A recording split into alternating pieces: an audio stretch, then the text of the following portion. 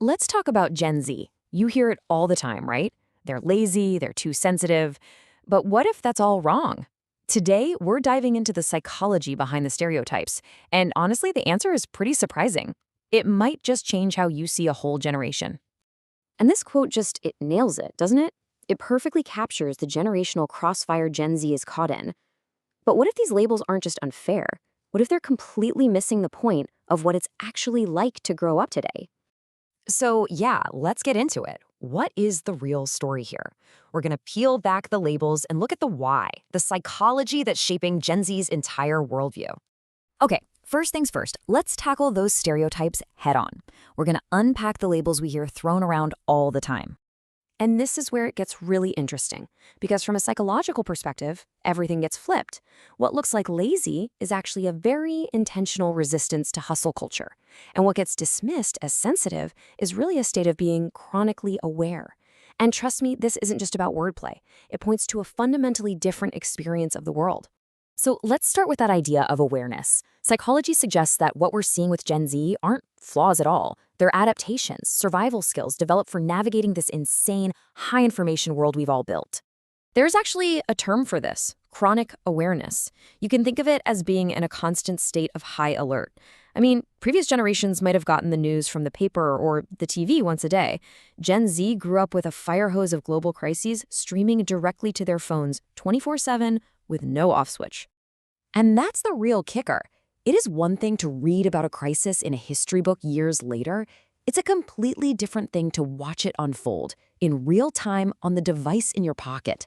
That constant, unfiltered access creates a level of awareness that's brand new for humans. So this idea of being constantly aware, it plugs directly into that other big stereotype, laziness.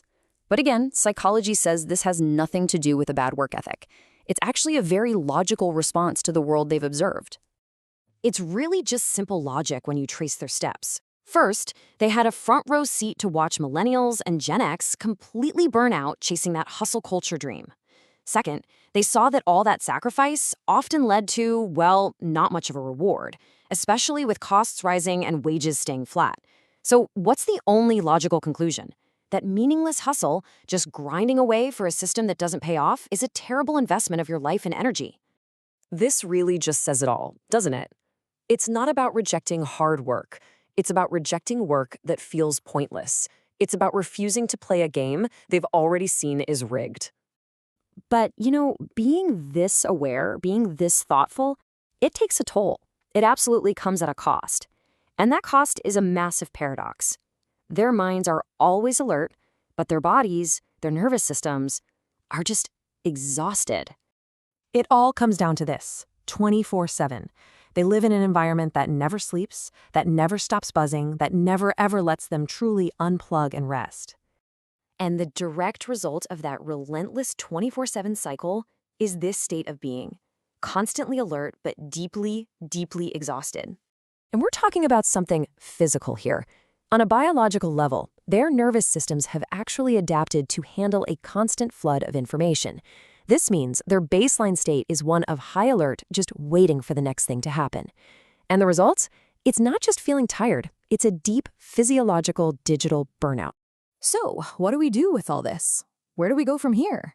Well, the point isn't just to defend Gen Z. The point is to completely reframe the way we talk about them. So, if you remember one thing, let it be this. Gen Z isn't broken. They are highly adapted survivors. They are the first generation of natives to this new, chaotic, high-information world that, let's be honest, we all live in now.